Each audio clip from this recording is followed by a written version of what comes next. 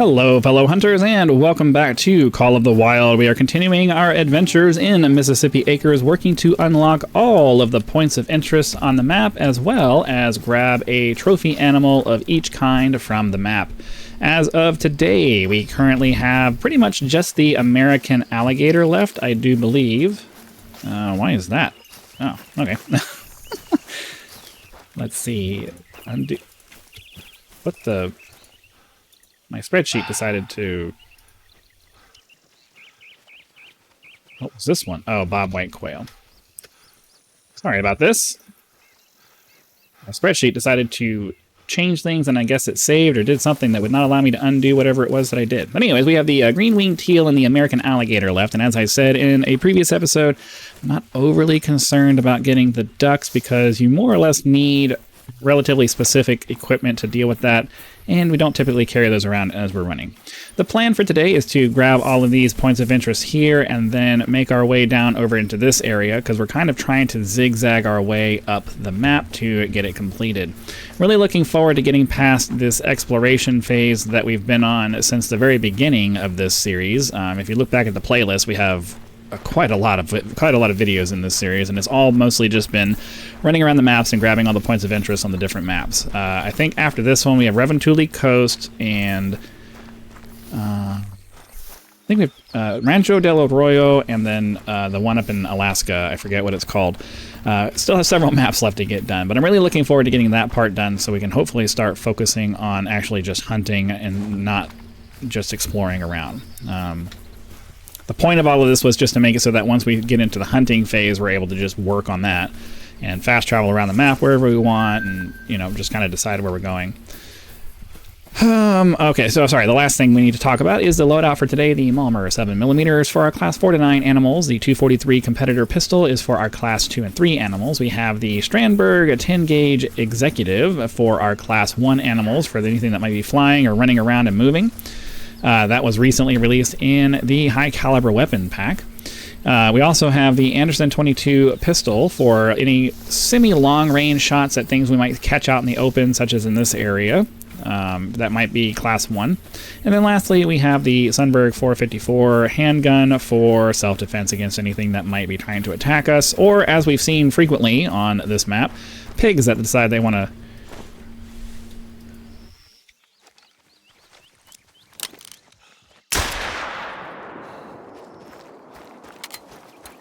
We're not going to get a trophy shot out of that because I'm almost positive we did not get a vital organ out of that. But it's a little bit of money because predators tend to give a lot more money than any of the other ones. So let's go pick this one up wherever it went. Yep, non-vital organ hit. There it is. All right, so we'll go ahead and grab that. It probably only went into like the intestines or something, so yeah. Anytime you hit him in the butt like that, it's going to go into this last little blob of organs here and almost never into a vital, but better than nothing. We got almost 1,000 credits out of that by just taking an easy target of opportunity shot. So anyways, like I said, the plan for today is just to grab all of these points of interest over here, run back down here and do this one, and then if we have time we'll try to work our way... Oh, here we go. We got some pigs over here.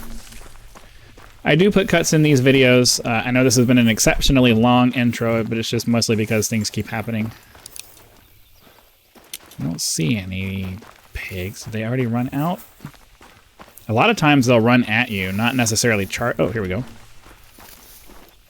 Looking for at least 100 on the score to feel good about getting a decent score on them, but it doesn't look like there's... if it's just the two of them, then that's probably not even worth our time.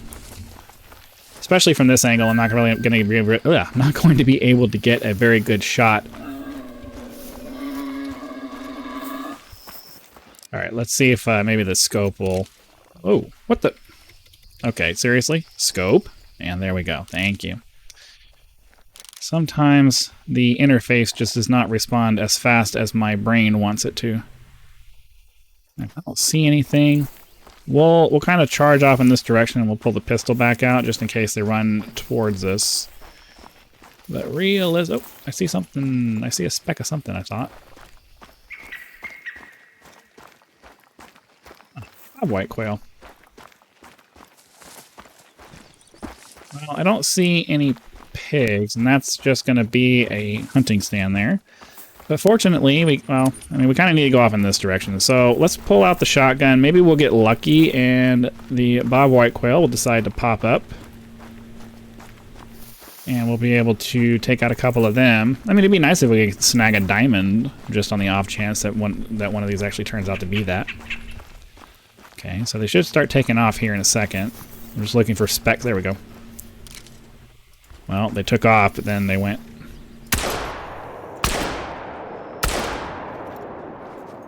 Oh, that didn't work out. Try to get this guy before they go. Oh, there was another one.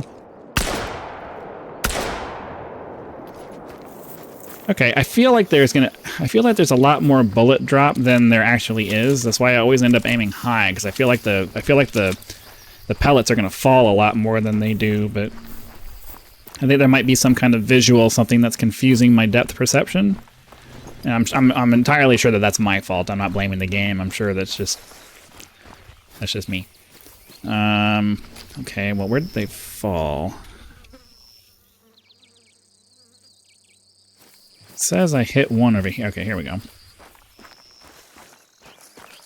So I'm sure that because these were the ones that took off the latest, that they're going to be the lowest scoring ones, but yeah. Okay, well, we hit that one.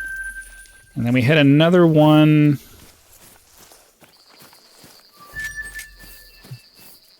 Sure where the other one is. The circles are basically right on top of each other, though, so I would think they both fell immediately, so I would think that they would be really close by. One right next to the other. But the problem is that I have a very goldfish... Oh, here we go. I have a very goldfish kind of memory. And as soon as I'm finished thinking about something and I move on to something else, I lose, if not all, most of the detail of the previous thing that I was thinking about. It's just kind of the way my brain works. So, yeah. We'll go ahead and grab this Hunt Club beta reward that we just got. And we'll read this off, and then ideally we'll be able to do a cut to get over to this one. Just a lot of action in this beginning of this video, I think. Agriculture remains the #1 industry in Mississippi, even if the state isn't the agricultural powerhouse that it used to be. There are 34,700 farms covering 10.4 million acres, which cultivate corn and cotton, as well as soybeans, rice, and wheat. The Delta's rich alluvial soil, ready access to water and relatively mild temperatures, make it particularly well suited for farming. Monocultural production, where the same crop is grown season after season, is still common for purely economic reasons, although it's been linked to topsoil erosion and pollution of waterways through pesticide runoff. Okay, well, there you go. There are a bunch of political things that you could probably say about all of that. I'm going to keep my mouth shut. We'll move on. Put a nice little cut in here, hopefully, so that we can move over to the... So we can move over to whatever this is going to end up being. And then we'll swing up and hit the outpost over there. I had a bobwhite quail call over here. I'm not sure I'm going to get a chance at it because of how dense all of this is, but we'll run in this direction and see if maybe we can catch sight of something. It was a female, so I don't know.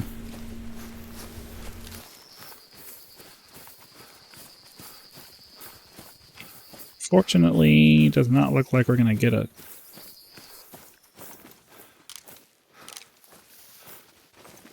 Alright, well, I was hoping... Every time I think I'm done, I get another call, which is it's a good problem to have. I'm not complaining. It's just the timing of it's always mildly annoying. I don't know. Do the bobwhite quail waddle for a while before they take off? Because I feel like sometimes I should have seen them fly away, but then I don't. I know the turkeys will run for a little bit sometimes if there's a heavily forested area.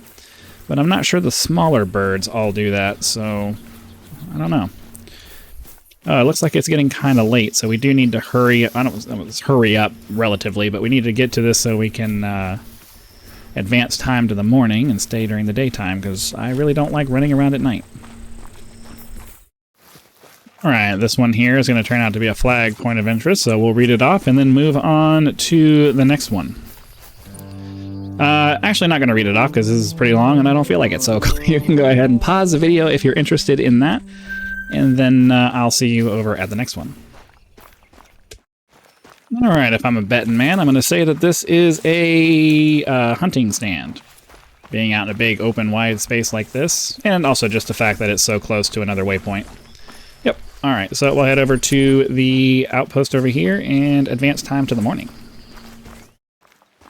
And here we are at the outpost. We'll go ahead, unlock it. Oop, maybe. There we go. Go ahead and get it unlocked, sleep, and then, well, I guess we can head over to this one, because that's going to be a bridge across the water.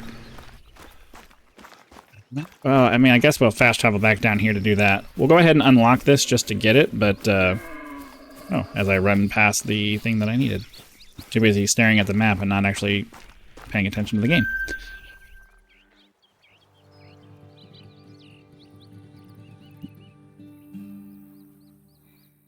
Alright. Gotta love that deep south grungy music. Alright, rest until 6 in the morning. Boom. That should put us late enough in the day that we'll have plenty of sunlight. And then, yeah, like I said, I think what we're going to do is we'll go ahead and grab... I mean, I guess not. We'll come up here at... Oh, yeah, let's go ahead. We'll fast travel back over here, and then we'll run around this here to get that. So I'm going to set that as our waypoint, and then we'll fast travel here, and I will see you guys when something interesting happens, or we make it all the way to the lookout point. Alright, we got some bob white quail over here.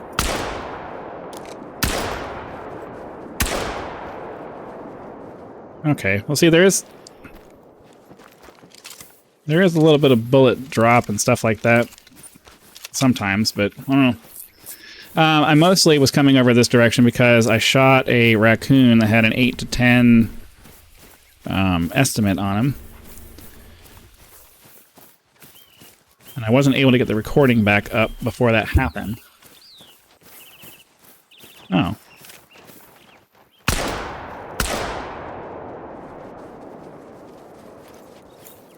Okay.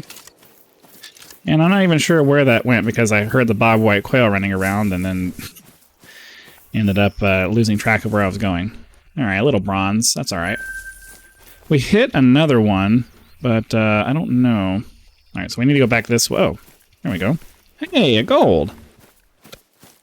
214.98 for our bob white quail. Oh, that's bigger than what we had. 214.98. So we'll save that. If my game would respond. What's going on here?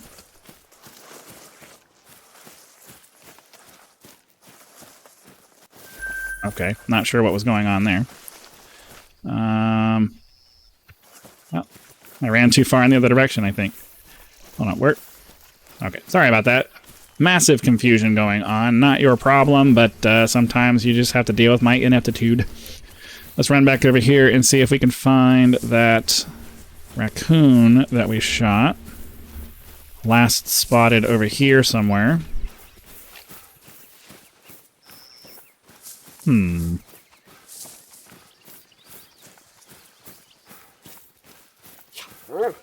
Get the dog on the case.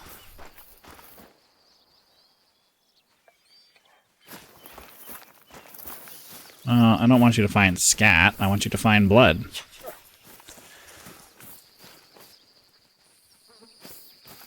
Because I know we shot it, and its health was going down. It was not a vital hit. I wasn't going to bring you guys in until I actually saw the animal because it was not a vital hit. But I don't know where it went.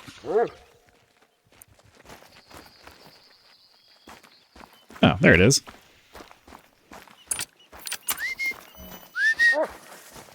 Okay. So it wouldn't even... Oh, you gotta be kidding me. All right. Well, I'm glad I did not... I'm glad... What's the word? I'm not disappointed because it... Just look at that. 0.01 away from being a gold. Now, obviously, that's not...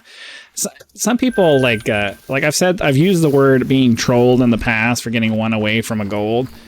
And they're like, no, that's not being trolled. It's only that only happens when it's a diamond. I'm like, dude, a troll's a troll. If you're really close to something that you want and then it's like right there and you should have got it, that's a troll.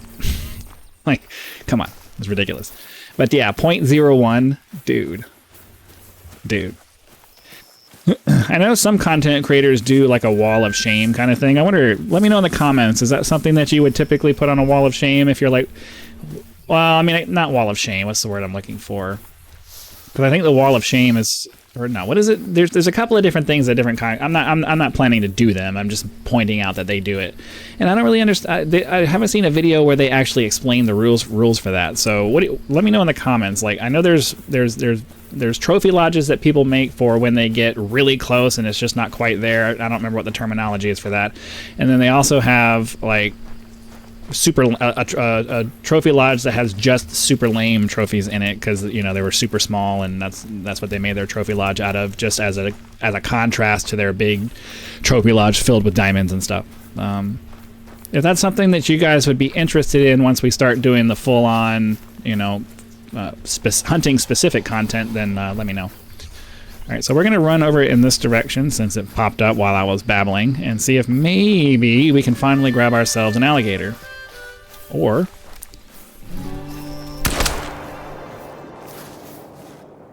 we can grab ourselves a quick thing here, which means that the alligator that I just heard is probably long gone now.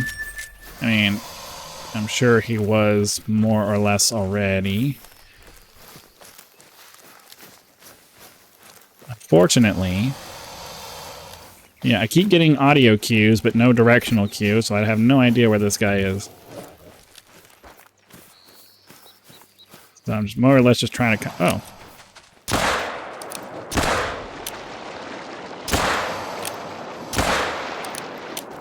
We got him. I don't know how many times I hit him.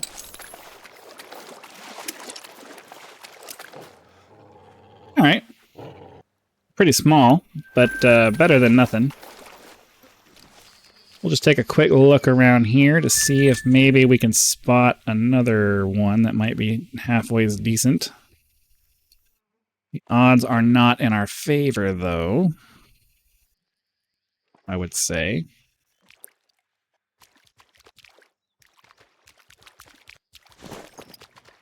Ugh, the dog. Okay. So, yeah, I don't think we're going to get lucky over here with the alligators. I definitely want to make sure that we get a gold trophy before we leave this map, but, yeah. Just have to keep on trying, I guess. Alright, here we are at an outpost over here, and as we continue off in this direction, we keep unveiling new things. So we'll run over here, and then, assuming nothing else pops up, then we'll hop over here to the lookout point. But we need to unlock this real quick, and then we have about a half a kilometer to our next point of interest. So let's get the nice little cutscene here, and then I'll see you guys over there. There's the dog races to catch up. Okay, we got ourselves a bear right there.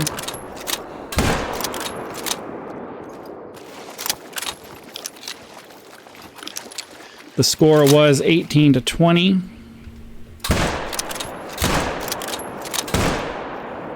Wow. So I got a really good shot on the first one, and then I completely spazzed out and screwed up the second one.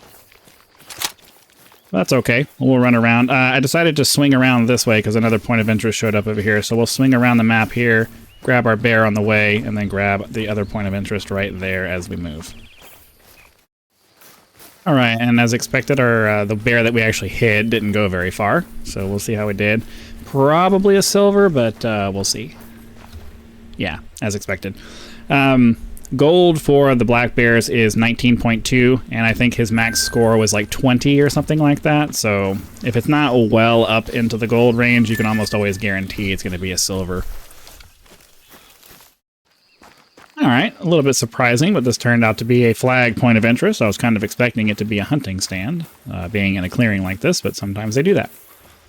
So we'll bring this up, and if it's not too long, we'll read it. Southern Gothic is a literary genre of the American South characterized by the juxtaposition of grotesque or macabre scenes with a conventional image of Southern pastoralism and geniality. Many of its pioneers hailed from Mississippi, including Tennessee Williams and William Faulkner. While it belonged to the wider American Gothic tradition, Southern Gothic stories center the nightmares lurking beneath the surface of polite Southern society, slavery, racism, and misogyny. They also emphasize the reveal of long-repressed secrets. Faulkner's The Sound and the Fury, a novel chronicling the ruin of aristocratic Compson family in fictional Yaknapatawaf, however you say that, Mississippi, is one of the genre's best-known works. There you go. Okay, since that was a flag point of interest and there's two big lakes over here, I have to imagine that this is going to be a hunting stand. So let's test that theory. Alright, as expected. And then I guess the more direct path is just to continue going straight this way. I have to say, I am mildly annoyed that we have these two big lakes here. 19 for the bear. And there are no gators in either one that I can see. 16. I mean, we want to be at least like 22 or something like that, because he's going to be a silver. That's not really worth our time. I mean, yeah, it's money, but then I got to run around the lake to go get him. That's not really something I really want to do. So, yep, two big lakes, no gators in them. Unless they're just hiding out in the middle somewhere. But really frustrating. Most of the gators that we've found, I think we've seen one level 8 mythical gator. Let's see if we can just drop her real quick.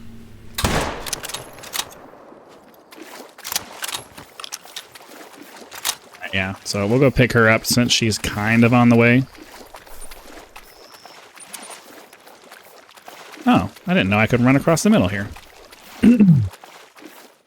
Alright, we'll take a quick look around the lake here. Just on the off chance that maybe there's some well, with the distance here, it's unlikely that even if there were, they're still here. So, unfortunately, I think we're going to get kind of screwed on the whole gator thing here by the lake, but we'll grab this bear over here, and then we'll run over, grab the lookout point, and then ideally there'll be an outpost or something over here that we can run to. Yeah, definitely got that vital blood there. That sweet, sweet vital blood. And then we'll grab this guy here, or this girl, sorry. Double lung shot. I can live with that. Onward! I guess we're going to take out a turkey here.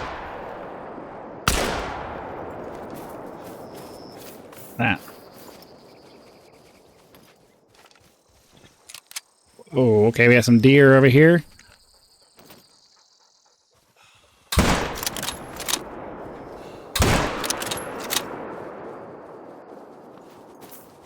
Well, I wanted to go to the lookouts or the viewpoint over there, but we got distracted by some animals, which is a good thing. It's a good thing to get distracted by. Hey, a nice gold turkey. What is our biggest turkey right now? Eastern. Oh, we had a diamond. Never mind. I forget that we have a diamond. We have a diamond one of these. I'm not gonna waste any time with that. But I do want to go over here and see how well we did with that deer that we shot. He appeared to go down relatively instantly, which means that we probably got a double lung shot on him. And we were far enough ahead that we could have potentially gotten a heart shot. So I'm going to leave you guys in here so you can live in suspense for a couple more minutes. Or not minutes, seconds. A couple more seconds. Because he should be right over here. Here we go. Alright, let's go see how well we did. I don't even know what score he was. I didn't get a chance to spot him or anything. I just had to hurry up and take the shot. Oh, I did get that second one. Okay. Nice silver. Because I saw... Like, I thought I led her enough to get the kill on that, but then I saw another one off in that direction, and I assumed that I just missed, but there must have been a third one that I hadn't seen. Oh yeah, got her right in the lung. Okay, very cool. Well, let's go run over here and get the lookout point, and hopefully there'll be an outpost nearby. I've been thinking about it, and I wonder if that was like a 2-for-1 kill. Because I wasn't confident in that second shot, I guess. Not really. The more I think about it, the more, like, I had no sight picture on the deer, and if there were 3 deer there and I didn't see the other one, it's entirely possible that the round went through my primary target and ended up still killing the other one. So I wonder if that's what happened. Well, because I think that that's a distinct possibility given the circumstances, I'm going to put that in the title, and hopefully people don't think it's clickbait. I don't know, people get weird about that sometimes. I legitimately think that it could have been that. Oh, are you serious? We don't have any outposts over here? Ugh, okay. I guess we have just this one. Well, we don't have enough time to go through and grab these two, so I think we're going to go ahead and call that an episode. Hopefully you guys had lots of fun. Be sure to click that like button if you did, so that the YouTube algorithm will know and send the video out to as many people as possible. If you're not a subscriber, please consider doing so now, so that when the next video comes out, it will show up in your feed, and you will be able to watch it as soon as it becomes available. Channel members do get early access to all of my content, so be sure to click that join button, check out the list of options available there, and decide if any of those are right for you. If you're not interested in a channel membership, you can leave YouTube's version of a tip with that thanks button. Direct contributions such as these are greatly appreciated and a critical component to helping to turn this channel into a full-time gig, which is the dream. Again, I forgot at the beginning of the video to mention the GoFundMe for our mother-in-law's car that got totaled by a hit and run. She had liability-only insurance, so there is no insurance coming to the rescue. Every little bit helps, and we really love to be able to get her back into a car so that she can be self-sustaining, or whatever word, self-sufficient. So if you guys could drop a couple bucks in there, I have nothing to do with that GoFundMe. It's run by my sister-in-law. So, none of that money goes to me. So again, thank you very much for your time. I hope you guys enjoyed the video. Be sure to come back for the next one, and I'll see you then.